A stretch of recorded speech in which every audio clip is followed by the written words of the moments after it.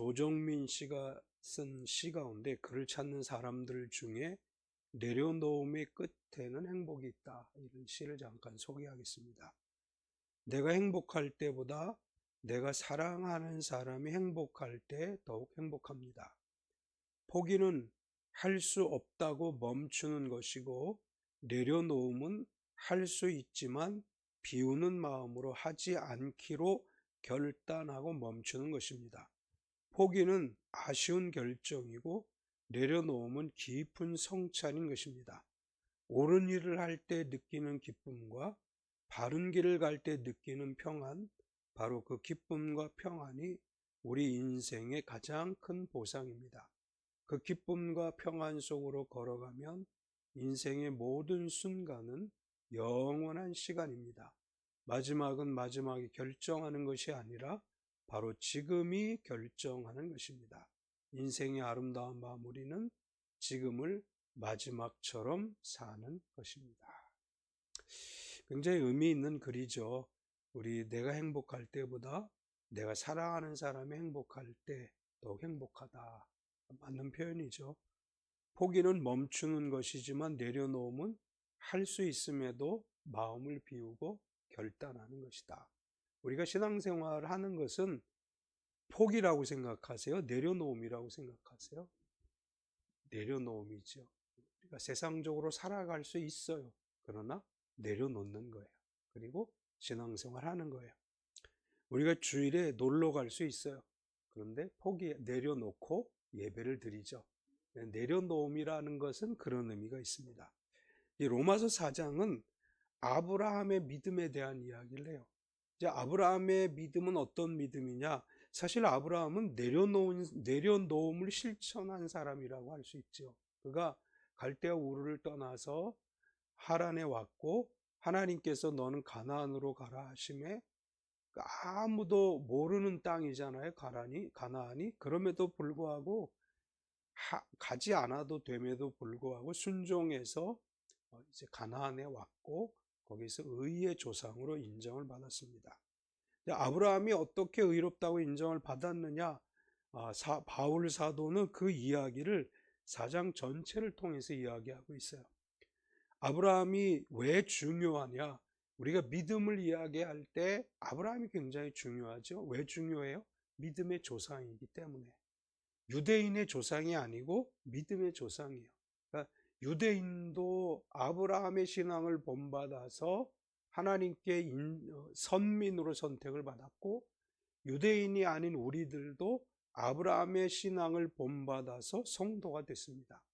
그러면 아브라함의 신앙은 도대체 어떤 것일까? 아브라함이 하나님께 인정을 받고 의롭다고 인정을 받고 믿음의 조상이 된 것은 무엇 때문인가? 그 이야기를 바울은 오늘 이 로마서 4장을 통해서 우리에게 들려줍니다. 하나님은 창세기 12장에서 아브라함에게 이렇게 말씀하셨어요. 너는 복이 될지라. 그리고 또 뭐라고 말씀하셨느냐 하면 너로 말미암아 복을 얻을 것이다. 이렇게 말씀하셨어요. 이것은 오늘 이 시대를 살아가는 우리들에게도 주시는 말씀인 줄 믿습니다. 너는 복이 될지라. 너로 말미암아 사람들이 복을 얻을 것이라. 나로 말미암아 우리 집안이 복을 받고, 나로 말미암아 내 친구들이 복을 받고, 나로 말미암아 내가 살아가는 삶의 현장이 복을 받고, 이런 역사가 우리에게 일어날 줄로 믿습니다. 오늘 로마서 4장 전체를 중심으로 해서 말씀을 나누는데, 바울 사도는 아브라함의 의에 대한 이야기를 하면서 이렇게 얘기했어요. 그의 믿음이 의로 여겨졌다. 오늘 제목을 믿음이 의로 여겨졌다. 이 제목으로 말씀을 나누려고 합니다. 오늘 말씀 안에서 첫 번째로 아브라함의 의에 대한 이야기를 살펴보려고 합니다. 바울 사도는 아브라함이 어떻게 의롭게 됐는지를 자세히 설명을 해요. 이 로마서라고 하는 이 성경은 바울 사도가 로마 교회 성도들에게 쓴 편지예요. 그러니까 이 편지 로마서를 읽는 사람들은 어떤 사람들이냐 하면 유대인이 아니고 이방인들이에요. 로마 사람들이에요. 그러니까 로마 사람들에게 신앙을 이야기하려면 어떻게 하면 우리가 의롭다, 구원받은 성도가 될 수 있는가를 가르쳐 줘야 되는데, 그렇게 하기 위해서 아브라함의 이야기를 하는 거예요. 아브라함 믿음의 조상인데 이분이 어떻게 해서 의롭다고 인정을 받았느냐, 그리고 우리가 어떻게 유대인이 아님에도 하나님께 의롭다고 인정을 받을 수 있느냐, 그 이야기를 바울이 지금 하고 있습니다. 아브라함의 의는 어떻게 인정을 받았느냐? 행위로 된 것이 아니다, 이렇게 얘기를 해요. 1절과 2절 같이 읽겠습니다. 그런즉 육신으로 우리 조상인 아브라함이 무엇을 얻었다 하리요? 만일 아브라함이 행위로서 의롭다 하심을 받았으면 자랑할 것이 있으려니와 하나님 앞에서는 없느니라. 아멘. 이제 바울은 제일 먼저 뭘 얘기하느냐 하면, 아브라함이 어떤 믿음의 행위를 했기 때문에 하나님이 의롭다고 했냐? 그게 아니다, 이렇게 얘기를 해요. 만약 아브라함이 자기 어떤 행위로 인해서 의롭다고 인정을 받았으면 아브라함은 사람들에게 이렇게 얘기한다는 거예요. 야, 내가 이러이러한 일을 했더니 하나님이 나를 의롭다고 인정해 주셨어. 자기 자랑을 하게 된다는 거예요. 그런데 자기가 어떤 일을 했기 때문에 의롭다고 인정을 받은 것이 아니고 하나님께서 믿음을 보시고 의롭다고 인정해 준 거기 때문에 하나님 앞에서 자랑할 것이 없다, 이렇게 얘기를 해요. 우리가 어떤 일들을 했기 때문에, 사실 우리 간증이라는 걸 많이 하잖아요. 내가 이렇게 작정 기도를 했고 뭐 어떻게 했고 했더니 하나님이 이렇게 복을 주셨습니다.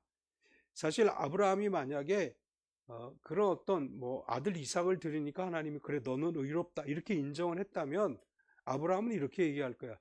내가 내 아들을 이 제물로 드렸더니 하나님이 나를 의롭다 하셨어. 그럼 막 간증하겠죠, 자랑하겠죠.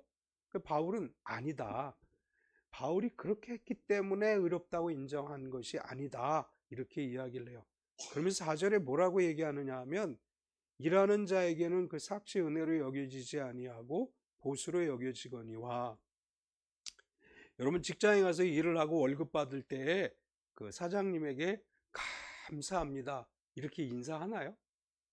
아니요, 내가 일한 것에 대한 대가를 받는 거예요. 내가 열심히 일해서 돈을 받았지 뭐 사장이 나한테 줬나? 그냥 줬나? 우리 이렇게 생각하잖아요. 똑같은 얘기예요. 아브라함이 어떤 일을 했더니 하나님이 더 의롭다고 얘기면, 그렇게 하나님 인정하셨다면 아브라함이 하나님께 그렇게 얘기하는 거예요. 하나님, 이거 내가 일한 것의 대가예요. 내가 이렇게 했더니 하나님 주신 거잖아요. 이렇게 생각한다는 거예요. 직장에서 일하고 돈 받는 건 보수라고 그러죠. 그걸 우리가 품삯이라고 그래요. 보수, 품삯. 그런데 아무것도 안 했는데 우리 변 권사님이 손주에게 돈을 딱 줬어요. 그럼 손주가 어떻게 생각하겠어요? 이건 은혜예요. 그렇죠? 감사할 일이에요. 뭐 손주들이 자꾸 돈 받으면 안 주면 할머니한테 왜 안 줘요? 이렇게 하나요? 그러진 않죠. 우리가 하나님한테 하나님 왜 나한테 안 주세요? 그렇게 얘기할 수 있나요? 아니잖아요. 하나님이 그냥 주신 거예요, 값없이. 이제 그 이야기를 하는 거예요.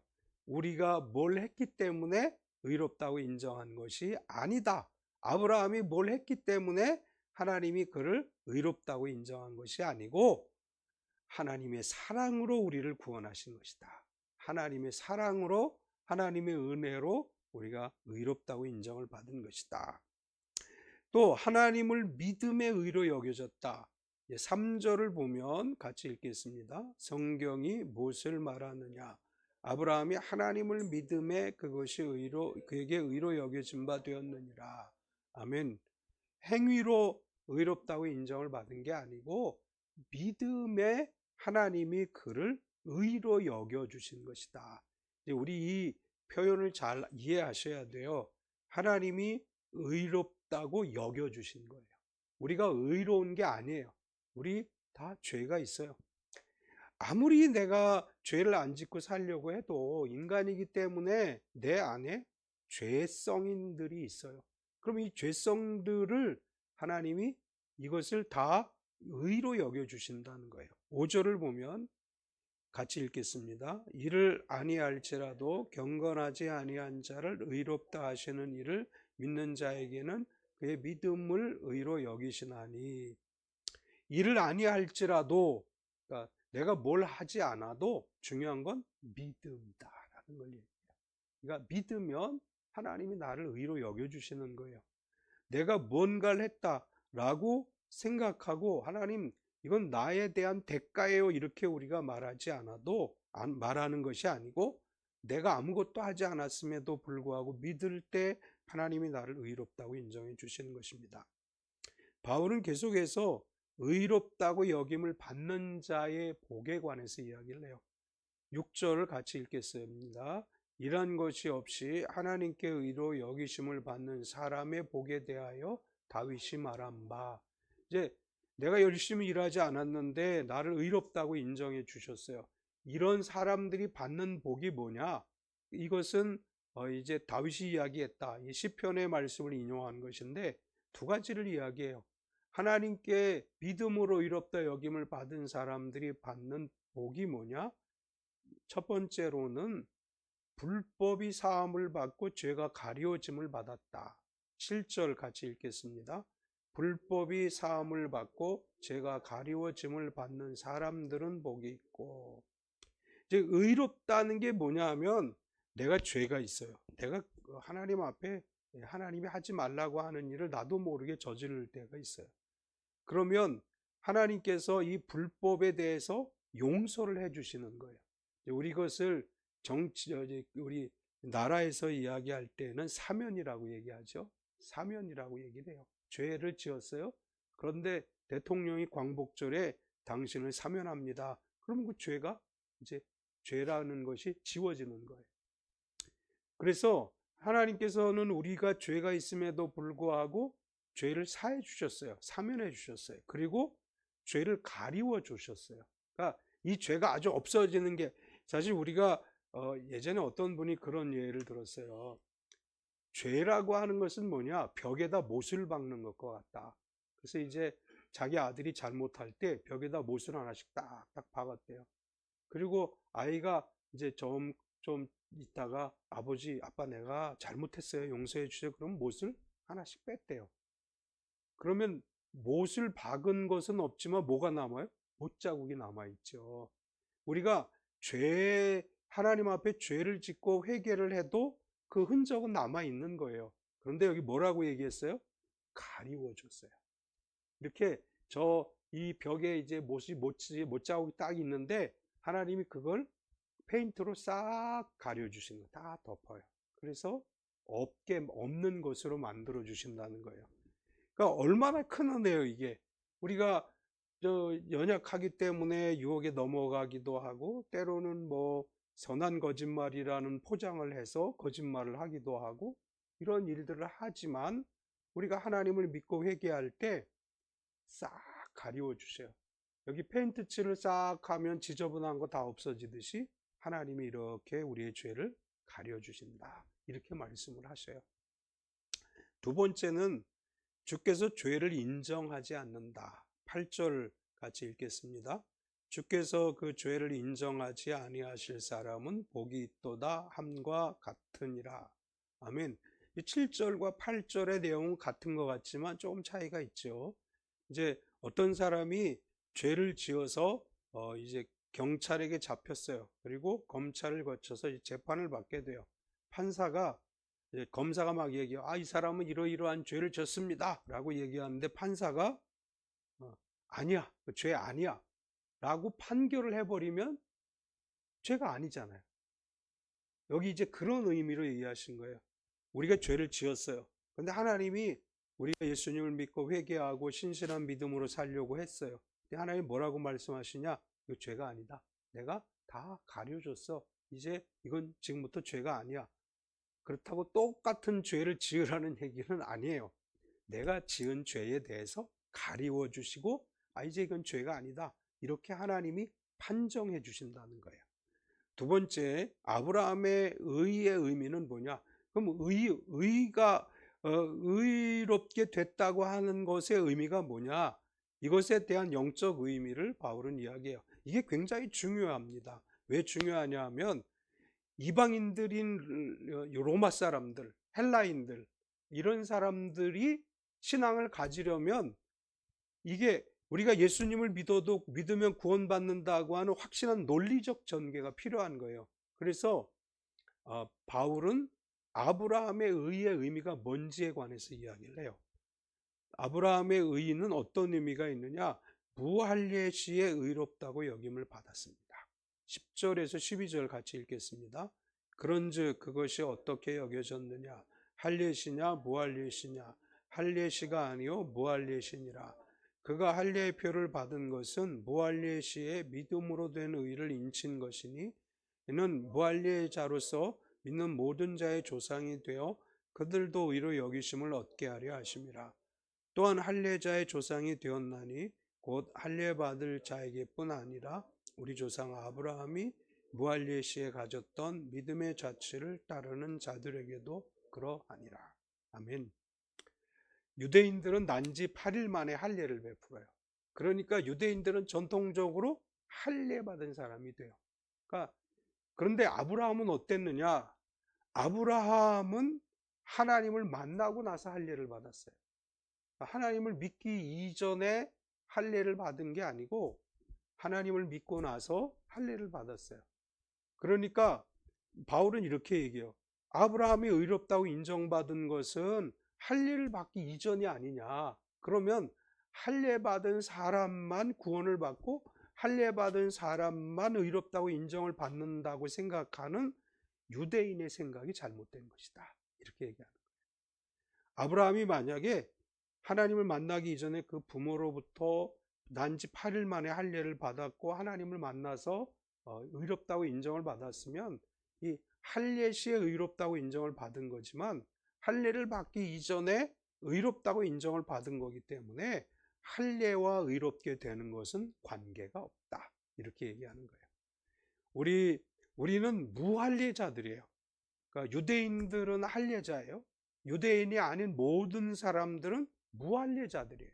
그러면 무할례 시에 아브라함이 의롭게 됐기 때문에 로마 사람들에게 이야기를 해요. 여러분들도 아브라함이 무할례 시에 믿음으로 의롭다고 인정을 받았기 때문에 여러분도 믿음으로 의롭게 될 수 있습니다. 이렇게 얘기를 해주는 거예요.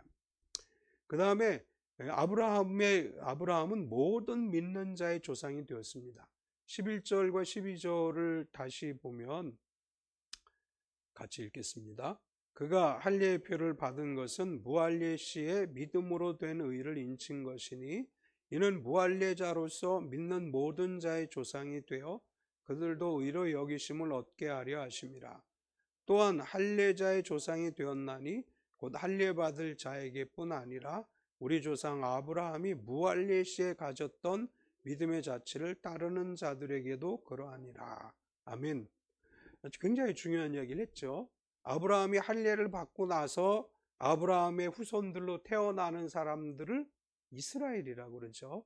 그리고 그들을 유대인이라고 부르고 그 사람들은 이제 아브라함의 그 가르침을 따라서 다 할례를 받았어요. 그래서 할례자의 조상이 됐어요.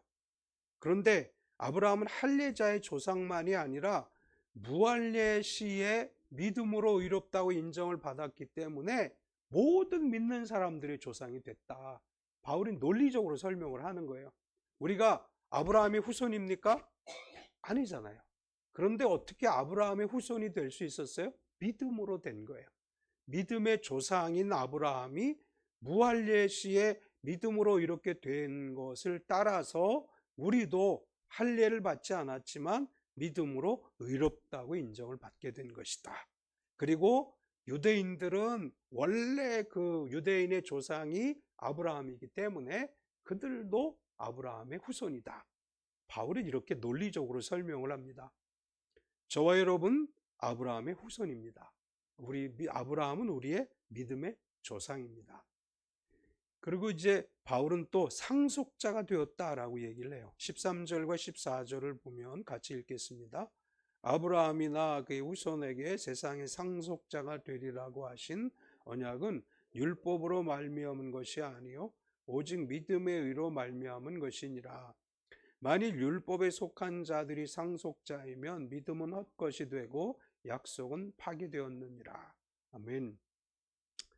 이제 돈 많은 부자가 하나님께 부름을 받아서 천국에 가면 남아있는 재산을 유산으로 물려줘야 되잖아요. 근데 유산으로 물려줄 때 상속자의 자격이 있어요. 아무에게나 주는 게 아니에요. 상속자의 자격이 돼야 상속을 받을 수 있어요. 이제 그 이야기를 하는 거예요, 지금. 우리가 하나님께서 세상의 상속자로 너는 세상의 상속자다라고 인정을 받는 것은 뭐냐? 유대인들은 이렇게 생각하는 거예요. 율법에 따라서 우리는 하나님의 상속자가 됐다라고 이야기하는데 바울은 뭐라고 얘기하냐면 아니다. 율법에 따라서 자격을 부여받는 것이 아니고 믿음으로 받는 것이다. 이제 부모가 자녀에게 상속을 할 때 법적 상속, 법적 유류분이라는 게 있대요. 그러니까 아들에게는 몇 퍼센트, 배우자에게는 몇 퍼센트 이런 걸 주도록 법이 정한 유류분이라고 하는 게 있는데 자기 혈연이 아니래도 내가 정말 이 사람 내가 믿는 사람이야. 나에게 참 충성하고 헌신됐어. 그 사람에게 유산 물려줄 수 있어요. 이제 하나님은 그런 논리의 이야기를 하는 거예요. 하나님께서 볼 때 내가 믿음이 좋아. 유대인이 아니야. 그래도 하나님께서 상속자로 인정해 주신다.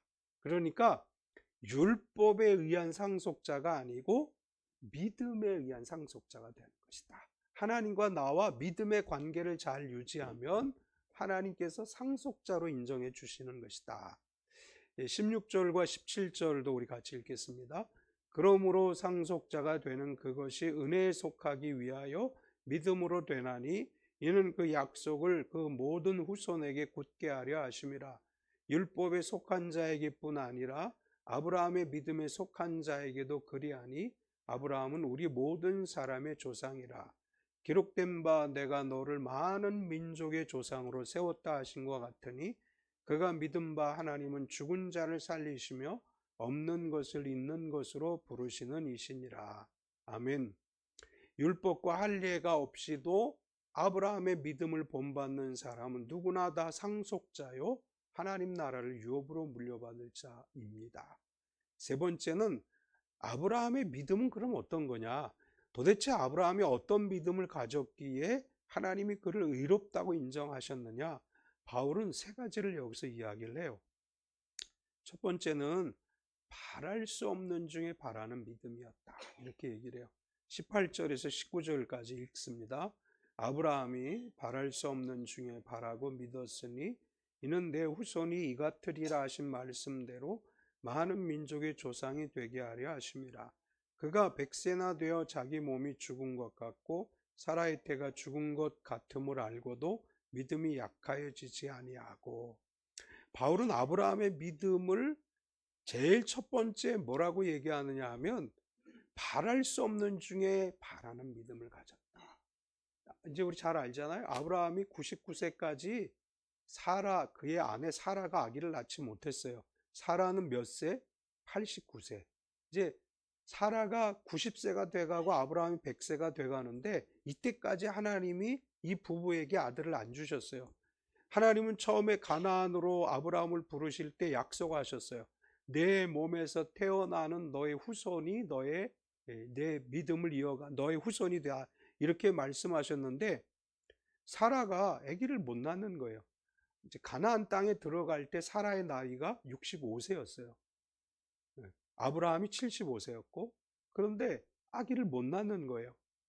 그런데도 아브라함과 사라는 물론 중간에 시험에 빠졌을 때도 있죠. 그럼에도 불구하고 하나님의 약속을 굳게 붙잡았더니 아브라함이 나이 100세에 사라가 90세의 아이를 하나님이 주셨어요.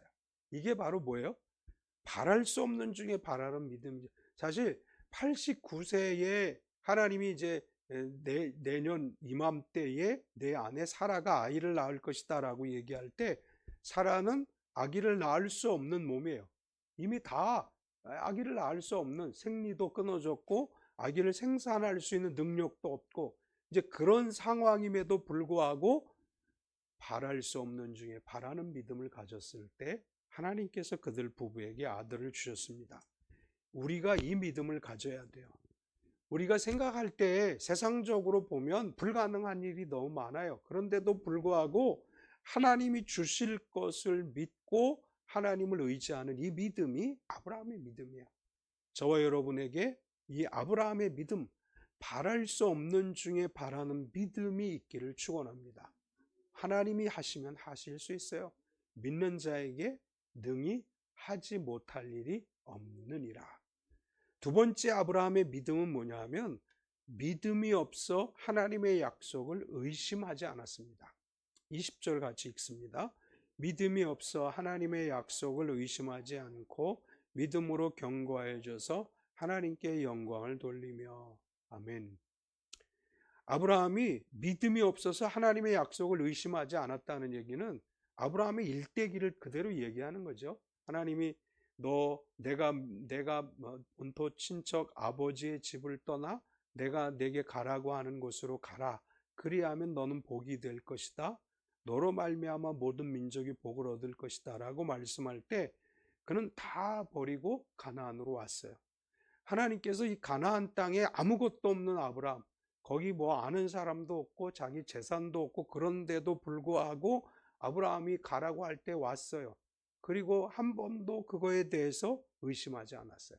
이 땅을 너의 후손에게 주겠다 말씀하신 이 약속의 말씀을 전혀 의심하지 않았어요. 이삭을 줄 때도 마찬가지죠. 가나안 땅에 살아가는 동안 아브라함은 하나님을 의심하지 않았어요.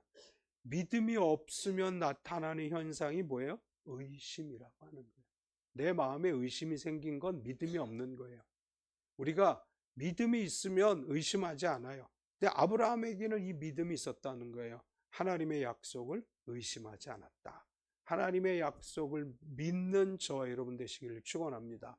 우리 앞에 어떤 어려움이 보여도 어떤 어려운 상황들이 내 앞에 놓여 있어도 이제 오전에 말씀을 이사야 35장의 이야기를 나눌 때도 같은 이야기를 했는데 우리가 넘어질 것 같은 절망의 상황에서도 하나님이 손잡아 주시면 일어설 수 있어요. 불가능한 상황에서도 하나님의 권능의 오른손이 나를 붙잡아 주시면 그것이 가능한 현실이 될 수 있어요. 그래서 우리가 의심하지 않는 것, 이게 두 번째 아브라함의 믿음이고, 세 번째 아브라함의 믿음은 약속하신 것을 능히 이룰 줄 알고 확신하는 믿음이에요. 21절을 같이 읽겠습니다. 약속하신 그것을 또한 능히 이루실 줄을 확신하였으니. 아멘. 확신하는 믿음이 되시기 바랍니다. 확신하는 믿음이 기적을 이루는 믿음이에요. 확신하는 믿음이 하나님의 역사를 이루는 믿음입니다. 이제 이렇게 21절까지 아브라함의 믿음에 대해서 쭉 이야기한 다음에 22절에 보면 같이 읽을게요. 그러므로 그것이 그에게 의로 여겨졌느니라. 아멘. 무엇이? 그것이 뭐예요? 바랄 수 없는 중에 바라고 또한 의심하지 않았고 이루어질 줄 확신했어요. 이게 그것이라는 거예요. 아브라함에게 그 믿음이 있었기 때문에 하나님이 그를 의로 인정하셨다. 23절에서 24절까지 같이 읽겠습니다. 그에게 의로 여겨졌다 기록된 것은 아브라함만 위한 것이 아니요 의로 여기심을 받을 우리도 위함이니 곧 예수 우리 주를 죽은 자 가운데서 살리신 이를 믿는 자니라. 아멘. 바울 사도께서 이렇게 말씀하셨어요. 내가 왜 아브라함의 이야기를 하는지 아니? 바로 우리를 위한 거야. 아브라함을 이렇게 의롭게 여기신 것은 아브라함만 위한 것이 아니고 오늘 이 시대를 살아가는 우리들도 하나님이 의롭다고 인정하시겠다는 약속의 말씀이다. 이렇게 아브라함이 우리에게 말씀해 주고 있습니다.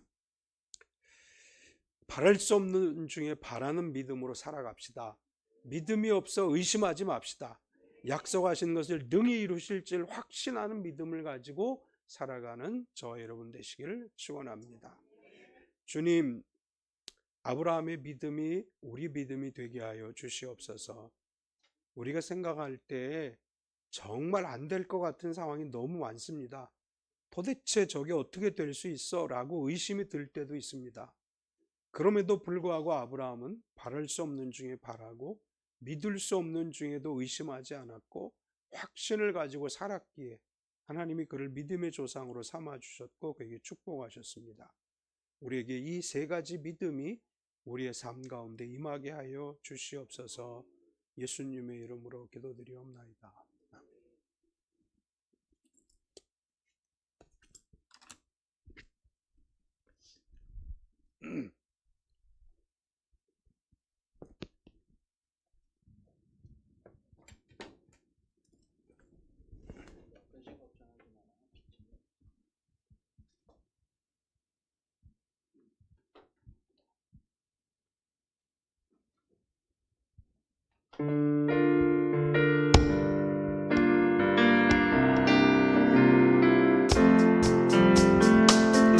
너 근심하지 마도 어려운 일 당해도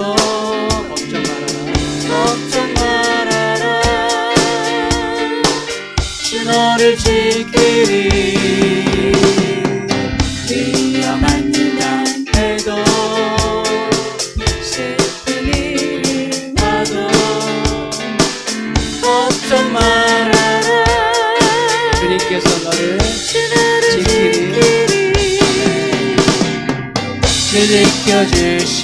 지켜주시리 주님의 사랑 속에 거하라 그의 평화 속에 유하라 죽음의 영혼 속에 자유하라 주 지키리 주님의 사랑 속에 거하라 그의 평화 속에 유하라 죽음의 영혼 속에 자유하라 주 지키리.